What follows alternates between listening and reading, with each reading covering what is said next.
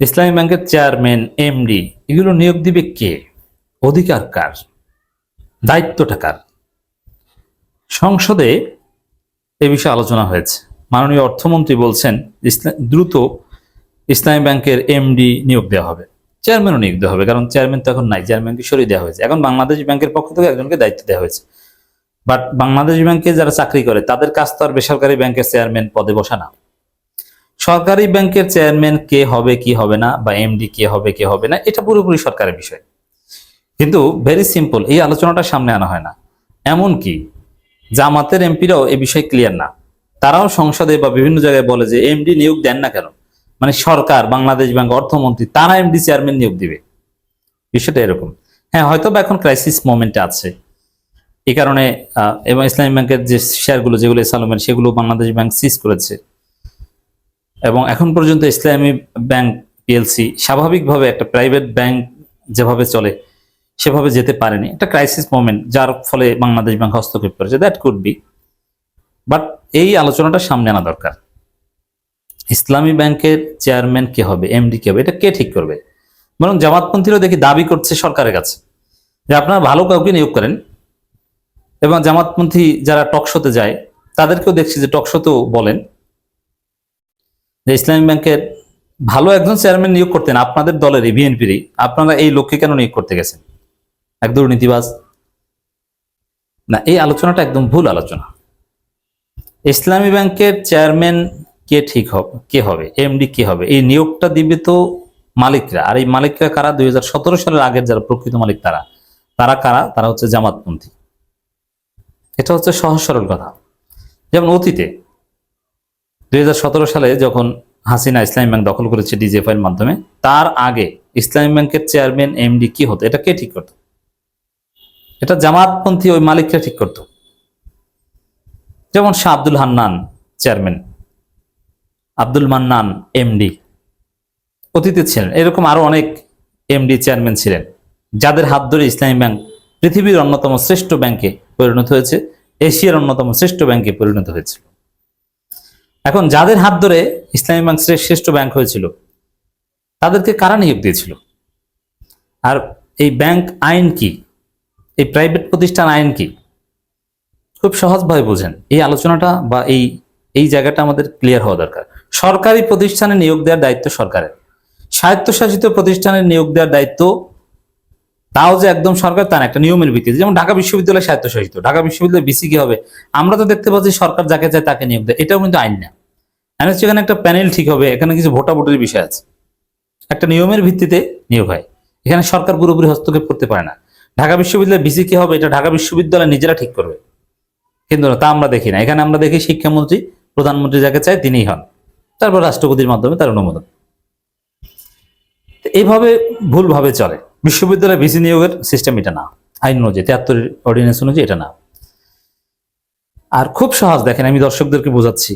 যেমন আমি একটা কোম্পানির প্রতিষ্ঠা করেছি, সেই কোম্পানির চেয়ারম্যান তো আমি নিজে, কারণ আমি এটা বানিয়েছি, আমার টাকা, আমার ইনভেস্টমেন্ট। সেখানে আরেকজন এসে চেয়ারম্যান হয়ে উড়ে এসে জুড়ে বসবে, এটা তো আমার উপর জুলুম, এটা তো আমার সম্পত্তি দখল।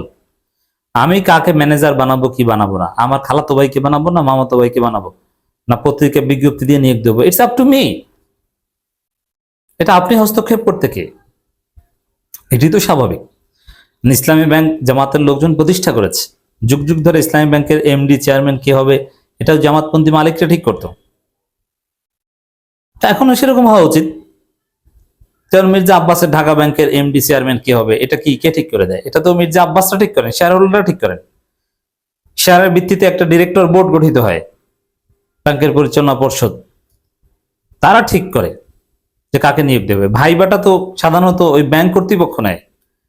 তবে হ্যাঁ, রাষ্ট্রের কিছু আইন মেনে তাদের চলতে হয়, কিন্তু নিয়োগে সরকার নর্মালি হস্তক্ষেপ করতে পারে না। এটা কোনো ব্যাংকের ক্ষেত্রে হয় না।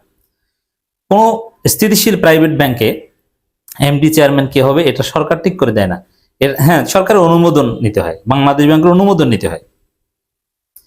এই জন্যে ইসলামী ব্যাংকে বা ব্যাংক খাতে যদি আমরা স্থিতিশীলতা চাই, সব সমস্যার সমাধান চাই, তাহলে করণীয় কি? প্রকৃত মালিকদের হাতে, এবং ইনসাফ এটাই, প্রকৃত মালিকদের হাতে ইসলামী ব্যাংক ফিরিয়ে দিতে হবে, নইলে ইসলামী ব্যাংক টিকবে না, ধ্বংস হয়ে যাবে। তো প্রকৃত মালিক মিন্স 2017 সালের আগে যারা ছিল, তো প্রকৃত মালিকদের হাতে ফিরিয়ে দিন, তারপরে তারা ঠিক করবে কে হবে ইসলামী ব্যাংকের চেয়ারম্যান এমডি, তারা নিয়োগ দিবে, তারপর বাংলাদেশ ব্যাংক সেটা অনুমোদন দিবে। তাই বাংলাদেশ ব্যাংক দেখবে যাদেরকে এমডি চেয়ারম্যান নিয়োগ দিচ্ছে তাদের কোনো অযোগ্যতা আছে কিনা, তাদের বিরুদ্ধে দুর্নীতি, ঋণ খেলাপি এরকম কোনো অভিযোগ আছে কিনা, থাকলে তখন সংশোধনী দিবে যে না এদেরকে চলবে না, আরেকজন নিয়োগ দেন। তাও বাংলাদেশ ব্যাংক ঠিক করে দিবে, সেটা না যে আপনারা অন্য কাউকে দেন, আপনারাই পাঠান। তা ইসলামী ব্যাংকের চেয়ারম্যান এমডি নিয়োগ দেওয়ার অধিকার প্রকৃত মালিকদের, এভাবে হয় না। আর আমি যেটা মনে করি যে জামাতপন্থীদের বাদ দিয়ে এরকম সরকার যদি ইসলামী ব্যাংকের চেয়ারম্যান এমডি নিয়োগ দেয়, ইসলামী ব্যাংকের সংকটের সমাধান হবে না। এই সংকট লেগেই থাকবে, ধীরে ধীরে এক পর্যায়ে ব্যাংক থাকবে, যারা চাকরি করে তাদের চাকরিও থাকবে, কিন্তু এই ব্যাংক ওই সোশ্যাল ইসলামী ব্যাংক, ফার্স্ট সিকিউরিটি ইসলামী bank, global bank, union bank এরকম একটা ধৈর্য ব্যাংক হয়ে যাবে, যে আপনি আপনার টাকা আছে এই ব্যাংকে, আপনি টাকা উঠাতে পারছেন না। অথবা যেরকম ইসলামী ব্যাংকে আমরা যারা ট্রানজাকশন করতাম, দেশি বিদেশে ব্যবসা বাণিজ্য করতাম, ইসলামী ব্যাংকের সার্ভিস, ইসলামী ব্যাংকের কর্মকর্তারা যে কোনো ব্যাংকের কর্মকর্তাদের চাইতে শিক্ষাগত যোগ্যতা নানান দিক থেকে পিছিয়ে, সবার চাইতে তাদের সার্ভিস বেস্ট। আর ইসলামী ব্যাংকে যারা চাকরি করে বেশিরভাগই মাদ্রাসা ব্যাকগ্রাউন্ডের, ঢাকা বিশ্ববিদ্যালয় বা বিশ্ববিদ্যালয়ের নর্মাল সাবজেক্টে পড়ে আসে। অথচ অন্যান্য ব্যাংকে স্ট্যান্ডার্ড চার্টার্ড, এমনকি Dutch Bangla, Dhaka Bank, Mercantile Bank, Jamuna Bank, এইসব জায়গায় কর্মকর্তা একদম ঢাকা বিশ্ববিদ্যালয় ফিনান্স, ব্যাংকিং বিভিন্ন ডিপার্টমেন্টের ভালো প্রথম সারি স্টুডেন্ট, স্মার্ট, তারা প্রতিযোগিতা পরীক্ষায় ভালো পারফরমেন্স করে ওখানে চাকরি পেয়েছে। কিন্তু তারপরও তাদের চাইতে ইসলামী ব্যাংকের সেবার মান হাজার গুণ ভালো। কারণ কি? সিনসিয়ারিটি, সততা, এবং জামাতপন্থীদের ট্রেনিং দিয়ে তাদের চাইতে যোগ্য বানিয়ে ফেলেছে, কোনো সমস্যা নেই। কারণ মৌলিকভাবে কোনো একটা ভালো সাবজেক্টে পড়লেই যে সে মেধাবী তা না, দুর্বলতা ওটা ট্রেনিং দিয়ে ওভারকাম করা যায়, আন্তরিকতা থাকলে সম্ভব, যেটা হয়েছে। তো ইসলামী ব্যাংকের যে সার্ভিস, বিশেষ করে আমরা যারা একটু বিদেশের সাথে চলাফেরা করি, ব্যবসা বাণিজ্য টুকটাক আছে, আমার নিজের অভিজ্ঞতা, ইসলামী ব্যাংকের সাথে ট্রানজাকশন করে কাজ করে আমি যে স্যাটিসফ্যাকশন, যে সার্ভিস পেয়েছি, কোনো ব্যাংক বাংলাদেশে এত সুন্দর, এত স্পিডি, এত স্মুথ সার্ভিস দিতে পারে না। কখনো কোনো লেনদেন বা কোনো সমস্যায় পড়েনি। তো সেই, এবং এই জন্য যত বড় বড় ব্যবসায়ী, বিশেষ করে যারা বিদেশের সাথে ইন্টারন্যাশনাল বিজনেস করেন, এক্সপোর্ট ইম্পোর্ট ইত্যাদি ইত্যাদি, এদের আস্থার জায়গা হচ্ছে ইসলামী ব্যাংক। সেই জায়গায় আর কখনো ফিরবে না যদি যাদের হাত ধরে, যাদের নিয়োগে ইসলামী ব্যাংক, যাদের সময়ে এশিয়ার অন্যতম সেরা ব্যাংক ছিল, তাদের মাধ্যমে এমডি চেয়ারম্যান নিয়োগ দেওয়ানো না যায়। এখন বাংলাদেশ ব্যাংক এমডি চেয়ারম্যান নিয়োগ দেওয়ার কাজ করছে, অর্থমন্ত্রী বলছেন তারা কাজ করছেন, দেন কোনো লাভ হবে না। কিন্তু প্রকৃত মালিক যারা, তাদের হাতে মালিকানা ফিরিয়ে দিয়ে তাদেরকে দায়িত্ব দেন যে আপনারা এমডি চেয়ারম্যান নিয়োগ করেন, এবং প্রাইভেট ব্যাংকের সিস্টেম এটাই। তাহলে ইসলামী ব্যাংক স্থিতিশীল হবে এবং পুরোনো জায়গায় ফিরে আসবে।